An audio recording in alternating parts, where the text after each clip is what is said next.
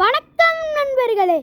எங்கள் வீட்டில் முதல் முறையாக ராக்கெட் அடுப்பில் சமைக்க போகிறோம். அதோட விடை எப்படி வரும்னால எங்களுக்கு தெரியாது. சரி, ரொம்ப நாள் இருக்குது, சமைச்சு பார்க்கலான்னு சமைச்சிட்ருக்கோங்க. சரி, எங்கள் அப்பா கண்டினியூ பண்ணிக்குவார். பண்ணுங்க. வணக்கம் நண்பர்களே, வாங்க நம்ம வீட்டு தோட்டத்துக்குள்ளே போகலாங்க. 4 நாளாக கோயிலுக்கு போயிட்டோங்க. அதில் செடியில் பார்க்காம விட்டாச்சுங்க. யார் எப்படி இருக்கா என்ன பண்ணுறாங்கன்னு பார்க்கலாம் வாங்க. இங்கே பாருங்கள், வீட்டில் வெண்டைக்காயெல்லாம் பொறிக்காமல் எல்லாம் முத்த விட்டுட்டாங்களுங்க. வெண்டைக்காய் எல்லா செடியிலையும் பார்த்தீங்கன்னா வெண்டைக்காய் முத்தி போச்சுங்க.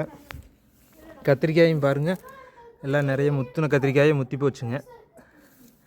சரி, என்ன பண்ணலாம் அப்படின்னு சொல்லிட்டுங்க இருக்கிற கத்திரிக்காய் வெண்டைக்காய் எல்லாம் பொறிச்சு வச்சுருக்கிறேன் பாருங்கள். எல்லாம் பொறிச்சுங்க, எல்லாம் கட் பண்ணி தயார் பண்ணி வச்சாச்சுங்க வெண்டைக்காய் எல்லாங்க.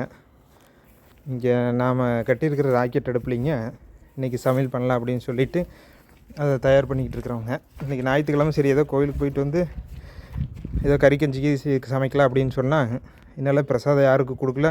அதனால் இன்றைக்கெல்லாம் காயெல்லாம் முத்தி கிடக்குது, வெண்டைக்காய் சமைக்கணும்னு சொல்லிட்டாங்களுங்க.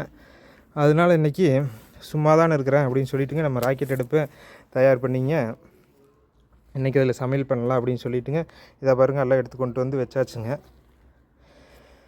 விறகு கிடக்குதுங்க. இனி அதை எப்படி செய்யலாம் அப்படின்ட்டுங்க வெண்டைக்காய் புளிக்குழம்புங்க, அப்புறம் நம்ம இது கிடக்குது மணத்தக்காளி கீரையோட சட்னி செய்யலாம் அப்படின்ட்டுங்க பண்ண போகிறேன். சரி வாங்க பார்க்கலாங்க. நாங்கள் இப்போல்லாம் செய்ய ஆரம்பிச்சிட்டோம். ஃபினிஷிங்கில் எப்படி இருக்கும் நாங்கள் உங்ககிட்ட காட்டுறோம். ஏன்னா நாங்களும் சாப்பிட்டு உங்களுக்கு டேஸ்ட்டு சொல்கிறோங்க. எப்படி நாங்கள் செஞ்சோம், இந்த அடுப்பில் இப்படி செஞ்சால் எப்படி வருது, டேஸ்ட்டு நல்லா இருக்கா நல்லா இல்லையாங்கிறது பார்ட் 3ல் உங்களுக்கு சொல்கிறாங்க.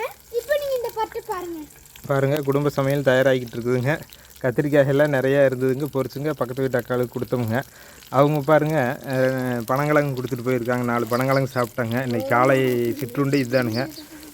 அருமையான ருசிங்க. பனங்கிழங்கு சாப்பிட்டுங்க மதியான சமையல் தயாராகிட்டு இருக்குதுங்க. இதுதானுங்க நம்மளுடைய பண்டைய தமிழர் வாழ்வியலுங்க. பண்டமாற்று முறைன்னு இதை சொல்லுவாங்க இல்லைங்க. இன்றைக்கி அது பேர் வச்சுருக்காங்க அப்படின்ட்டுங்க.